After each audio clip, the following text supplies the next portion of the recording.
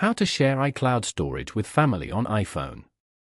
To get started, first of all go ahead and open up the Settings application on your phone. Once you're here, tap on your account at the top. This is your Apple account settings page. On this page, go to Family. This is the family sharing page. You can share your subscriptions, share purchases, and also set up parental controls from here. Here, go to Subscriptions. You can review and manage all your Apple and App Store subscriptions from here.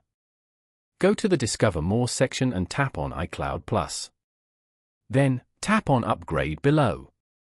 When you share your subscription, everyone in the family will use their own accounts, so photos, documents, and other information stay private. Following these steps, you can easily share iCloud storage with family on iPhone. Thank you for watching. Please leave a like if this tutorial helped you, or leave a comment below if you have any questions related to the video.